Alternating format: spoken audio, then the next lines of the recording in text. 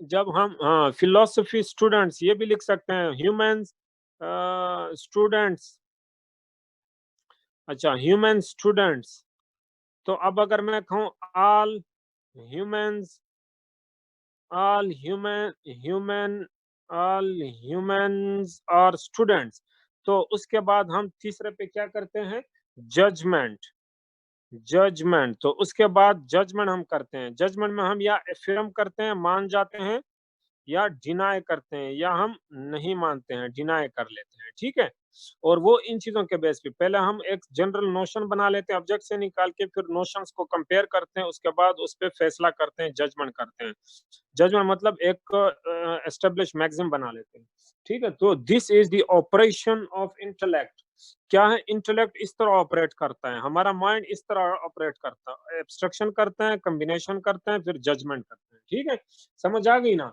अच्छा, उसके बाद है टाइप्स ऑफ इंटेलेक्ट। 5 पे लिखे types of intellect. Types of intellect. Types of intellect, एक है थियोरेटिकल और एक है प्रैक्टिकल। एक है थियोरेटिकल, एक है प्रैक्टिकल। ठीक है। थियोरेटिकल जो है ये है ये यानी प्योर, क्या क्या कह सकते हैं, ये it can be corrupted. Can be corrupted, इसको करप्ट, क्योंकि ये प्रैक्टिकलिटीज पे इन्वॉल्व होते हैं। Can not be corrupted. Can not be corrupted, ये प्योर प्रिंसिपल्स होते हैं, और ये प्रैक्टिकल एस्पेक्ट्स होती हैं उसके। अच्छा, it is common to all. Common to all, and पे जब हम सबके सामने एक चीज लेते हैं, दे देते हैं ना, और ये कॉमन टू ऑल नहीं है। अच्छा, उसके बाद ये है, ये राशनल है। क्या है ये? राशनल है, इट इज राशनल। ठीक है। अच्छा, ये जो है ये कॉमन टू ऑल है, सो ये it is not that much rational. उसके बाद ये है थ्रू एक्सपीरियंस। ये जो है थ्रू थ्रू एक्सपीरियंस, यानी ये जो कॉमन ले मैन का जो इंटेलेक्ट होता है, जहन होता है, ये कुछ खास लोगों का होता है, ये not common to all. Not common to all, खासकर फिलोसफरों का होता है। ठीक है। और ये थ्रू एक्सपीरियंस। एक्सपीरियंस कौन कौन से? या तो सेंसेशन भी हो सकता है, सेंसेशन के बेस, यानी कंटिन्यूअसली आप एक चीज को सेंस करें तो उससे आपका इंटेलेक्ट, कोई जहन बन जाता है ना। अच्छा, या आपका इमेजिनेशन होता है। ठीक है, इमेजिनेशन, ये एक लोअर लेवल है, और ये सोसाइटी के अंदर हमें अच्छा, इट प्रोड्यूसेस, जो थ्योरेटिकल है ये प्यूरिफाइड फॉर्म है। प्यूरिफाइड, प्यूरिफाइड, और ये इम्प्योर है। Produces, produces love, hate, etcetera in in in society. Society के अंदर ये लव, हेट वगैरह, ये प्रैक्टिकल इंटेलेक्ट से प्रोड्यूस होती है। क्योंकि फॉर इंस्टेंस, प्रैक्टिकली मतलब ये है कि मेरा एक्सपीरियंस ये है कि मुझे एक खास एक बंदा continuously bad feelings, bad sensation देता है, तो उसके बाद मुझे उस चीज से, मेरे इंटेलेक्चुअल लेवल पे मुझे हेट प्रोड्यूस हो जाती है मेरे अंदर। ठीक है। सो कि ये क्या हुआ कि अच्छा, ये enables, यू नो लीड्स, क्या करते हैं ये, सोसाइटी में हेल्प करता है लाइफ गुजारने के लिए। सो enables us to live, enables us to live in, enables us to live in sorry, enables us to live in society। ठीक है। So these were the two types of intellects. आप लोगों को उधर नोट्स में भी जो मैंने नोट्स दिए, वहां भी आपको बहुत कुछ मिल जाएगा इसके बारे में। ठीक है। अच्छा, उसके बाद अब आ जाते हैं किस पे? साइंस पे। थर्ड पॉइंट मैंने कौन सा बताया था? Sorry, fourth. फोर्थ मैंने कौन सा बताया था? साइंस बताया था ना। फोर्थ मैंने बताया था साइंस।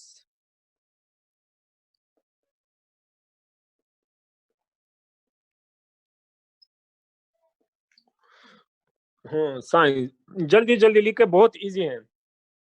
सबसे पहले कि साइंस इज नेसेसरी। अच्छा, उन्होंने साइंस को डिफेंड किया, science is necessary for, science is necessary for well being, for welfare, welfare of all. Science is necessary for welfare of all. ये खुशहाली, वेलफेयर और हैप्पीनेस लेके आते हैं, क्योंकि ये मसाइल सॉल्व करते हैं, ठीक है। उसके बाद ये है कि man is dependent on science, man is dependent on science, science पे इंसान डिपेंड करता है। उसके बाद ये है कि अच्छा, साइंस को उसने उन्होंने डिफेंड किया, he defended, he defended defended he defended because, how, way to progress, defended science, way to progress। Science की वजह से तरक्की आती है, प्रोग्रेस। तो अगर एक चीज से प्रोग्रेस आती है तो हम क्यों उसको डिनाई करें, क्यों उसके खिलाफ। इमाम गजाली ने गलत किया था, साइंस को, साइंस और फिलॉसफी पे पाबंदी लगाई थी, तभी तो मुसलमान एक यानी 100 साल तक जवाल का शिकार हुए। तो इसलिए साइंस अगर तरक्की देता है तो साइंस को अप्रूव किया और साइंस को प्रैक्टिस करना चाहिए। अच्छा, उसके बाद ये है फोर्थ पे बताया कि science is based on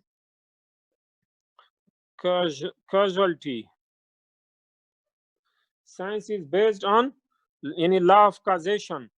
The main problem is not what वो जो तीन मेन मसले थे, कौन से थे, एग्जिस्टेंस ऑफ गॉड और प्रोफेसी और डे ऑफ रिजरेक्शन, इमानेशन, वो चीजें नहीं है। Problem is not what philosophers, yeah, what theologians believed, but it is law of causation, law of causation। हमारा मेन मसला ये है कि हम लॉ ऑफ causation को समझें, कॉजलिटी को समझें, इस चीज को जांचे, इस चीज की जांच पड़ताल करें, इन्वेस्टिगेट करें कि लॉ ऑफ causation क्या है। सो हमारा मेन मसला वो नहीं है जो इमाम गजाली अल्फाबी और उन्होंने उस पर बात की थी, बल्कि मेन मसला क्या है, लॉ ऑफ causation है, और इस चीज को हमें समझना चाहिए। Law of causation is not to be rejected.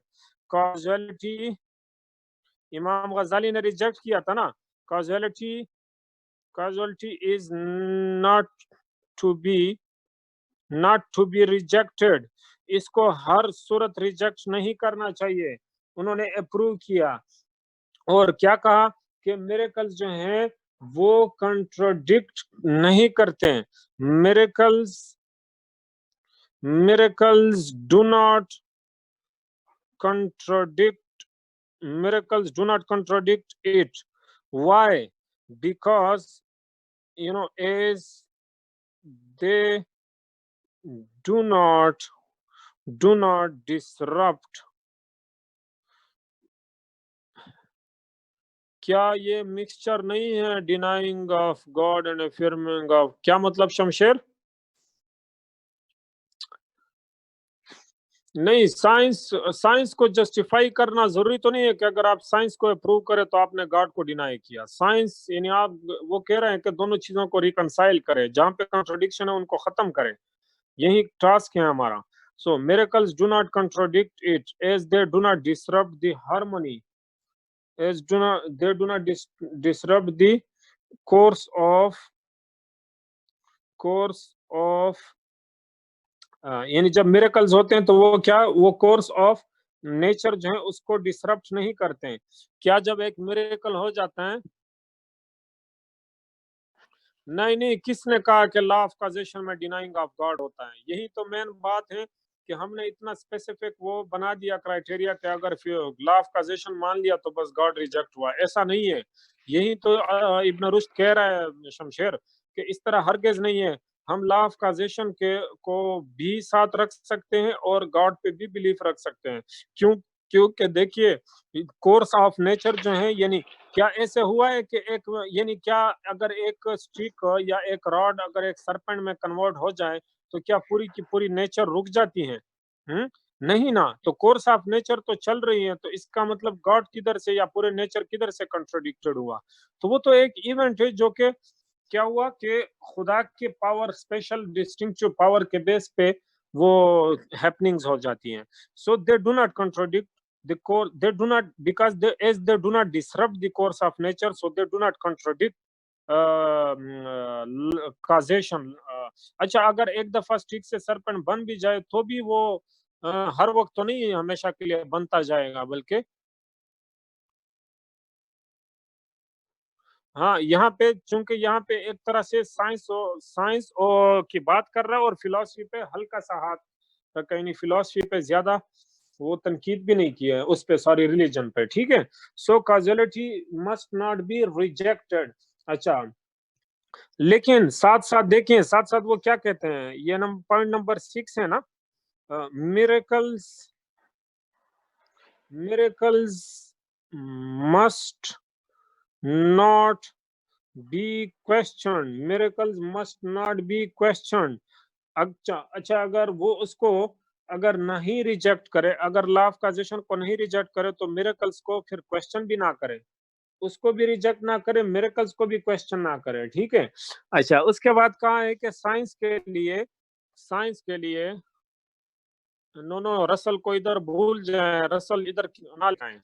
यही तो मैं कह रहा हूँ, फिलोसफी में आप हमेशा कोशिश ये करें कि पहले उस फिलोसफर को उस उनके मुताबिक समझने की कोशिश करें. अब अगर मैं शुरू हो जाऊं तनकीद पे, तो मैं 3 घंटे इस पे तनकीद कर सकता हूँ, लेकिन हमारा मकसद अभी इधर तनकीद नहीं है, उनको समझने का मकसद है.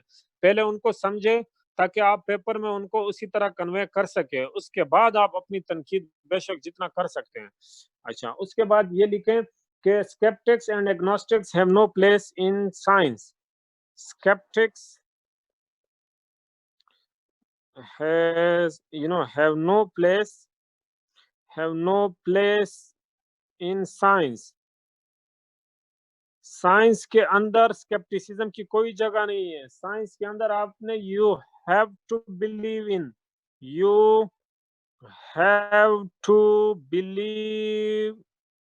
इन. तो साइंस का एक कमाल ये है कि आपने लाजमी उस पर यकीन करना है. स्केप्टिक्स के लिए कोई जगह नहीं है साइंस में. साइंस एक लॉ जो देता है उस पर हर एक ने बिलीव करना है. अच्छा, अब क्या है कि अब टास्क क्या है, अब साइंस को तो प्रूव किया, सो अब इंसान के इंटेलेक्ट का टास्क क्या है. Sir, all these points are mentioned in your handwritten notes. Reman, yes, they are mentioned, but आप लोग चेक करें, मैं अभी रैंडमली बनवा रहा हूँ ना नो हेडिंग्स, तो आप लोग वैसे चेक करें कि मैंने हेडिंग्स उसमें बनाई है या नहीं. पॉइंट्स तो मेंशन्ड हैं, पॉइंट्स तो सारे मेंशन है, लाजमी मेंशन हो गए क्योंकि मैंने भी उधर ही से पढ़ा है.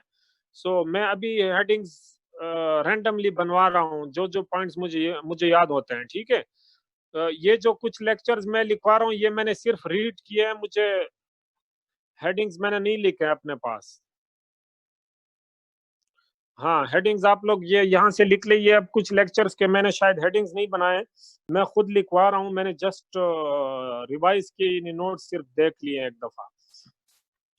ये खल्दून का तो मैंने अभी ओरिजिनल टेक्स्ट जो एमएम शरीफ की बुक्स हैं वो अभी मैंने पढ़ लिया क्योंकि उनके कोर्स में था. सो अच्छा, अब आ जाए इस पे, और क्या लिखता हूँ कि sceptics have no place in science, you have to believe in, ठीक है.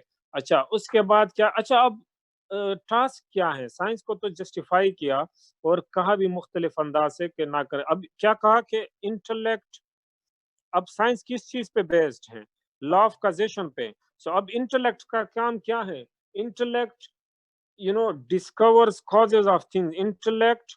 Discovers intellect discovers causes of things. तो वो क्या करता है, कॉजेज ऑफ थिंग्स. तो इंटेलेक्ट क्या करे, चीजों के कॉजेज ढूंढे और इन कॉजेज को ढूंढते ढूंढते गॉड तक भी जाएगा, ठीक है. So intellect discovers causes of things. This was all about science. तो अब या तो ऐसे आ सकता है द वे टू साइंस, या आ सकता है कि कंसेप्ट ऑफ साइंस, या हिस्ट्री ऑफ साइंस. तो जिस तरह भी आ जाए यही चीजें लिखनी है. ठीक है। अब एंड वाला पॉइंट है द वे टू बीइंग। कौन सा नंबर पॉइंट है? फिफ्थ है ना?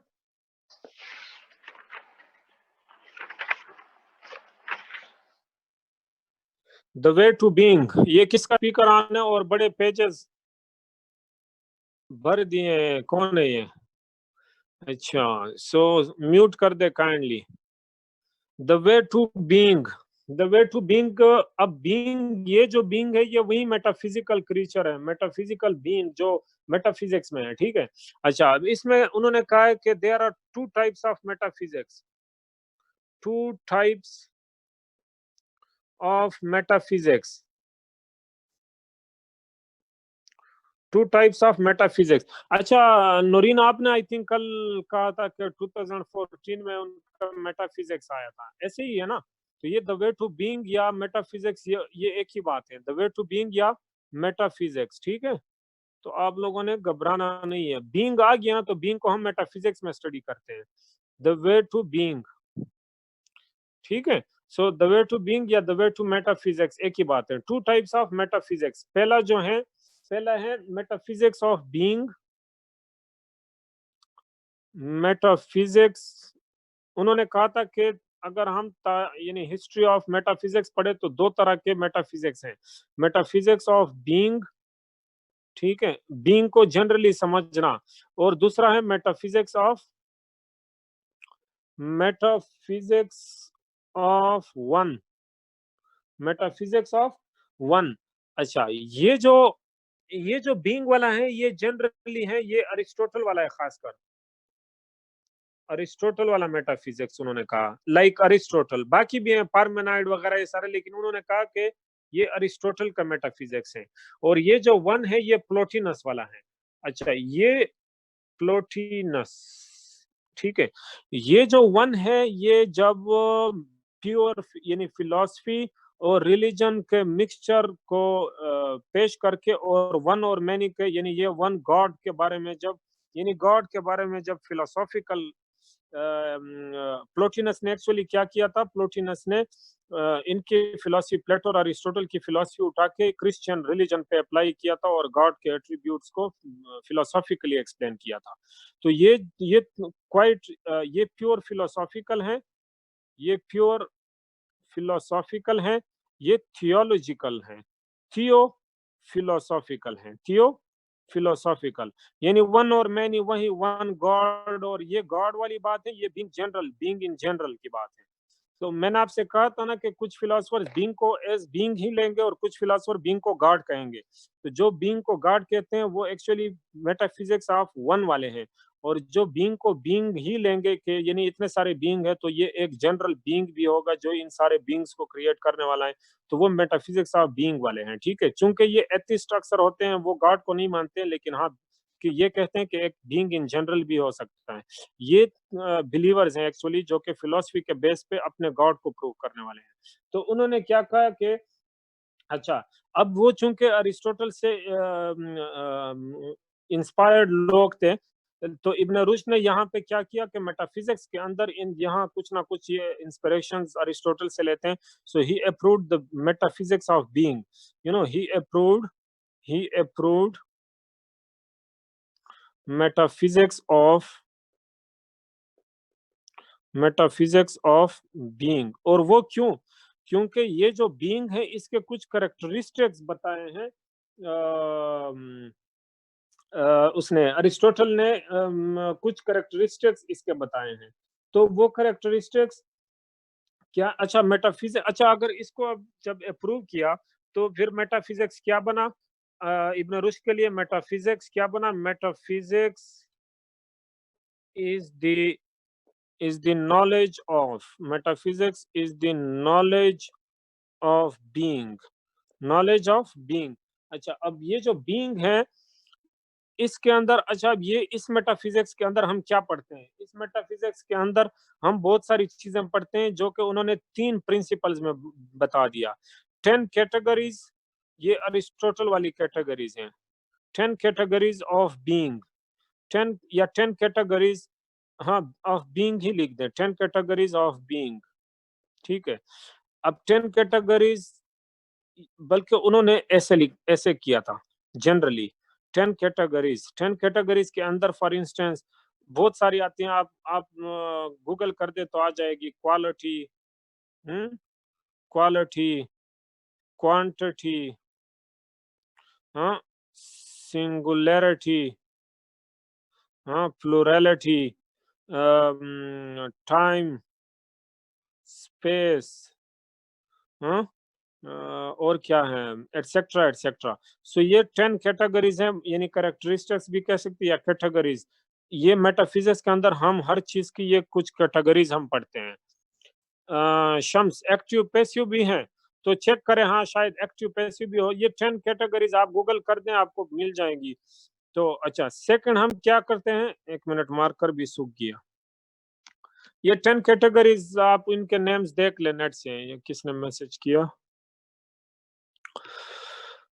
इटर्निटी, हाँ, इटर्निटी वैसे आप रहमान इस तरह नहीं है, खुद से नहीं बताना। ये 10 कैटेगरी स्पेसिफिक कैटेगरीज हैं जो अरिस्टोटल ने बताया था। आप चेक करें, मैं भूल गया हूँ 10 में से कौन कौन सी हैं। Quality, quantity, singularity, plurality, time, space, इस तरह के हैं आई थिंक। ठीक है, सो चेक करें। खुद से नहीं लिखना है, वो जो मैंने बताए थे वो नहीं लिखना है कि इटर्नल है, इम्यूटेबल है, ये वो जनरल बताए थे। ये अरिस्टोटल वाले 10 कैटेगरीज हैं। ठीक है, सो ये स्पेसिफिक है, चेक करें। उसके बाद है कि प्रिंसिपल्स ऑफ सब्सटेंस। ये इतने इंपॉर्टेंट पॉइंट नहीं है, एक्सप्लेन नहीं है इमाम शरीफ की बुक में। प्रिंसिपल ऑफ सब्सटेंस का मतलब ये है कि यानी क्या रूल्स हैं, क्या प्रिंसिपल्स हैं कि गवर्निंग होती हैं, यानी उस वन के साथ ये मैनी कनेक्टेड हैं, और वो वन मैनी को किन असूलों के बेस पे बनाता है, कैसे चलाता है। ये सारे प्रिंसिपल्स हम सब्सटेंस के प्रिंसिपल्स पढ़ते हैं। निसेसरी, पॉसिबल, वगैरह वगैरह, ये सारे प्रिंसिपल्स हम इसमें पढ़ते हैं मेटाफिजिक्स में। ठीक है, उसके बाद थर्ड पे है पार्टिकुलर साइंसेस। पार्टिकुलर साइंसेस मतलब कि जो मेटाफिजिकल चीजें हैं उनको कुछ साइंसेस भी पढ़ती हैं। एस्ट्रोनॉमी के अंदर भी पढ़े जाते हैं, बाकी भी साइंसेस के अंदर पढ़े जाते हैं। जो पार्टिकुलर साइंसेस हैं जो मेटाफिजिकल रियलिटीज के मिस्ट्रीज को समझने या उस तक पहुंचने की कोशिश करते हैं। This portion was not that much important. ये पोर्शन इतना इम्पोर्टेंट नहीं है, आगे थोड़े से पॉइंट इम्पोर्टेंट आ रहे हैं। ठीक है, ये मैं साफ कर रहा हूँ, 2 पॉइंट्स हो गए इसके। नंबर 3 पे है, लिख दें, नंबर 3 पे ये लिख दें कि जो बीइंग और ये है एग्जिस्टेंस, ये सेम है। Being and existence, being and existence जो है ये सेम है। क्या है, सेम है। मतलब ये कहने का कि एग्जिस्टेंस, बीइंग के अंदर अलग से कोई और चीज नहीं डाल दी गई है कि पहले इधर बीइंग था उसके बाद एग्जिस्टेंस डाल दी गई, नहीं, बल्कि टू बी, यू नो, या टू एग्जिस्ट, इनके कोटेशन ये है, to exist is to be real, to exist is to be real. अच्छा, यानी मतलब कहने का ये है कि बीइंग और एग्जिस्टेंस सेम ही चीज है। ये नहीं है कि वो डिफरेंट चीजें हैं कि इधर बीइंग हो गया उसके बाद एग्जिस्टेंस डाल दी गई तब वो वजूद में आया, नहीं, बल्कि वजूद में आया तो बीइंग हुआ। बीइंग है क्योंकि वजूद में है। सो ये दो डिफरेंट चीजें नहीं है बल्कि सेम चीजें, इनको हम निकाल नहीं सकते एक दूसरे से। फोर्थ पे है कि universals are identical to individuals. Universals universals are identical to individuals। Universal are identical to individual. अच्छा, कहा है कि ये जो कुछ आइडियलिस्ट है, यहाँ पे उन्होंने आइडियलिज्म को डिनाई किया था। जो आइडियलिस्ट नोशन था कि ideal, denied idealist, denied idealist for giving independent independent, Plato ने यही कहा था ना कि जो यूनिवर्सल्स है वो इंडिपेंडेंटली एग्जिस्ट करते हैं, अगर सारे पार्टिकुलर्स खत्म हो भी जाएं या ना भी होते तो भी ये यूनिवर्सल एग्जिस्ट करते हैं। ये कहता नहीं, इस तरह नहीं है, यूनिवर्सल्स पार्टिकुलर्स की वजह से हैं, इंडिविजुअल्स की वजह से। यानी अगर सारे इंसान, अगर इंसान पैदा ही ना होता तो प्लेटो के मुताबिक ये है कि अगर वो पार्टिकुलर पैदा ही ना होता तब भी उसका आइडिया वहां पे सेफ होता और उस आइडिया से चीजें बनती है, वो इंडिपेंडेंट है। ये कहता है नहीं, इंडिविजुअल्स की वजह से यूनिवर्सल है, इंडिविजुअल्स ना होते यूनिवर्सल भी ना होता। So denied idealist for giving independent existence to universals. ठीक है, बल्कि यूनिवर्सल्स क्या है, इंडिविजुअल्स के साथ आइडेंटिफाइड है, आइडेंटिकल है, उसकी वजह से है।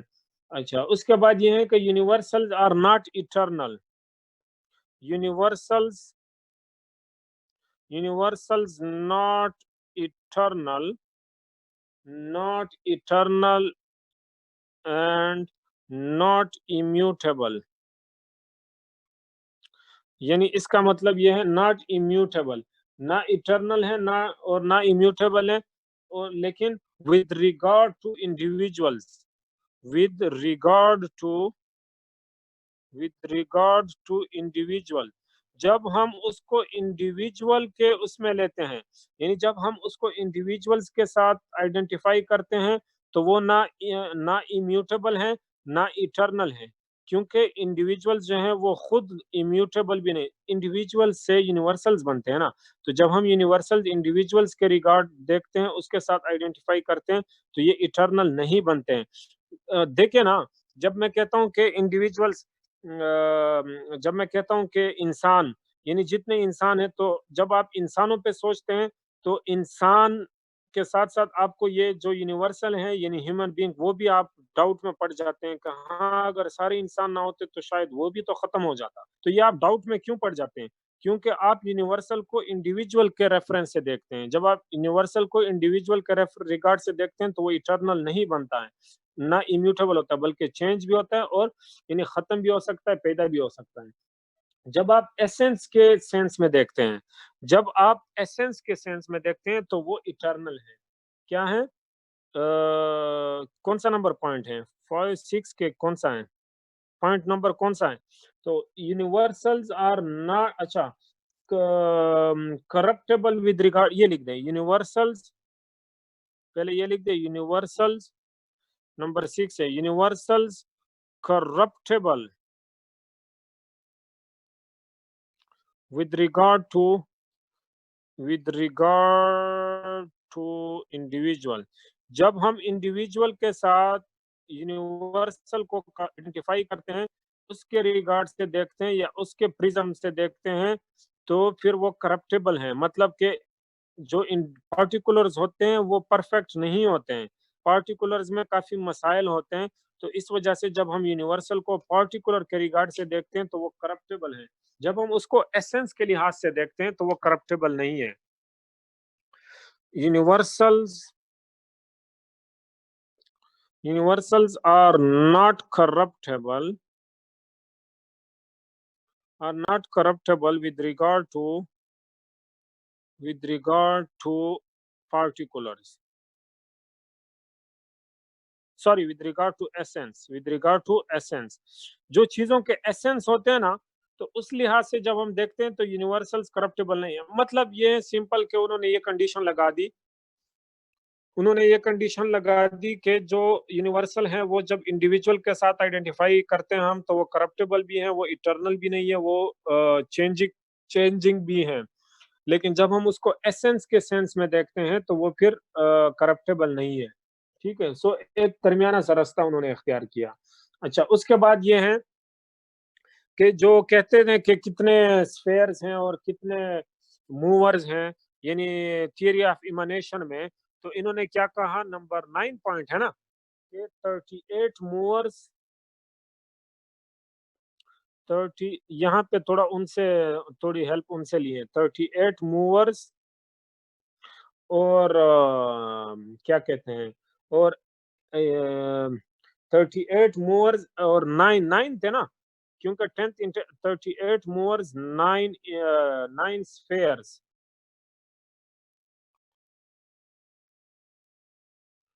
पार्टिकुलर्स की पार्टिकुलर साइंसेस की समझ नहीं आई। पार्टिकुलर साइंसेस ये जो जो जो साइंसेस हैं, एस्ट्रोनॉमी, फिजिक्स, केमिस्ट्री, बायो, ये जितने भी साइंसेस हैं जो आपके पार्टिकुलर्स को जो एक्सपेरिमेंटेशन करते हैं, जो पार्टिकुलर्स को देखते हैं, क्या यानी जितने भी साइंस यानी फिलॉसफी तो यूनिवर्सल्स आइडियाज और एब्स्ट्रैक्शंस और मेटाफिजिकल चीजों को देखते हैं। साइंस तो पार्टिकुलर्स देखते हैं ना। साइंसेस जितने भी हैं, बायोलॉजी, फिजिक्स, केमिस्ट्री, ये जितने भी हैं, एस्ट्रोनॉमी, फिजिक्स खासकर, तो फिजिक्स भी तो अल्टीमेट अल्टीमेट अथॉरिटी तक या अल्टीमेट रियलिटी तक पहुंचना होता है ना शानदाना। पार्टिकुलर साइंसेस यही है जो पढ़ते हैं सारे हम। या आप लोग वैसे देख ले इसके बारे में डिटेल में, नोट्स में भी अवेलेबल होगी डिटेल। अच्छा, 38 मूवर्स, 9 स्फेयर्स। 9 स्फेयर्स वही जो मैंने बताए थे ना, हेवनली बॉडीज।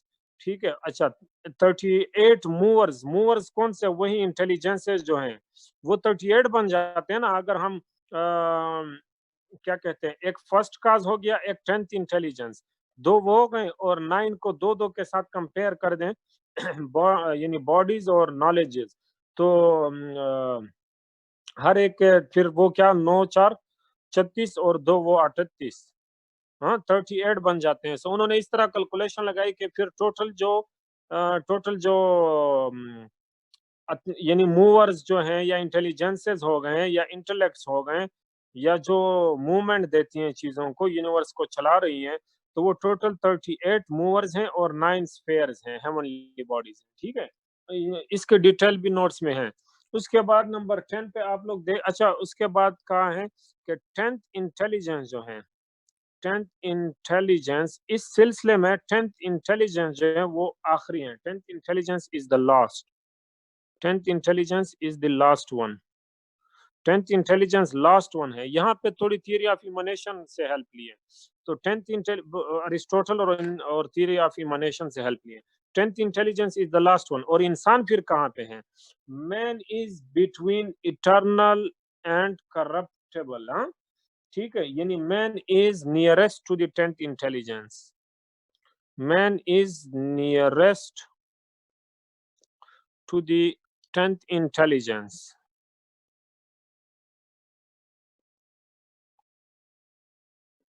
तो इनका क्या कहना, इनका यह कहना है कि यहाँ पे यानी चाहे नॉलेज चाहे किसी भी सेंस में देखे, यहाँ पे एनिमल है, यहाँ पे मैन है, ठीक है, यहाँ पे प्रॉफिट है जो कि खुद भी मैन है एक्चुअली।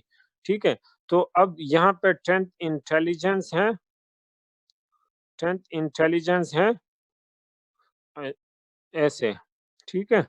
अच्छा, उसके बाद ऊपर 38 8 यानी 9 स्फेयर्स हैं।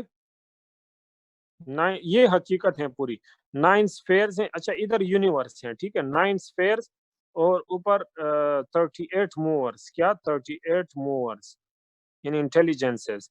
ठीक है, ये एक्चुअली उनका कंसेप्ट था मेटाफिजिक्स में। ठीक है। सो इंसान जो है, इंसान कभी कभार बहुत प्योरिफाइड होता है, कभी कभार बहुत अच्छा करता है, कभी कभार बहुत बुरा करता है। क्यों? इंसान अच्छाई और बुराई दोनों पहलू रखता है। क्यों? क्योंकि इंसान जो है, ये पॉइंट नंबर 13 है मेरे ख्याल में। Man is man is between eternal, वो जो मूवर्स और वो चीजें हैं जो वो है इटर्नल, और इंसान जो पार्टिकुलर्स हैं वो है temporary corruptible. Man is between eternal. अच्छा, करप्टेबल मतलब कि जो टेम्पररी है, जो खत्म हो सके। Man is between eternal and corruptible. Movers समझ नहीं आया। मूवर्स वही इंटेलिजेंसेस जो हैं जो मूवमेंट देती हैं। इंटेलिजेंस यानी नॉलेज ही की वजह से सारा कुछ मूवमेंट भी आती है, नॉलेज क्रिएशन भी होती है। ये नॉलेज ही है जो क्रिएशन भी करती है, नॉलेज ही है जो आपको नॉलेज देती है। ये इंटेलिजेंस या नॉलेज या मूवर्स ही हैं जो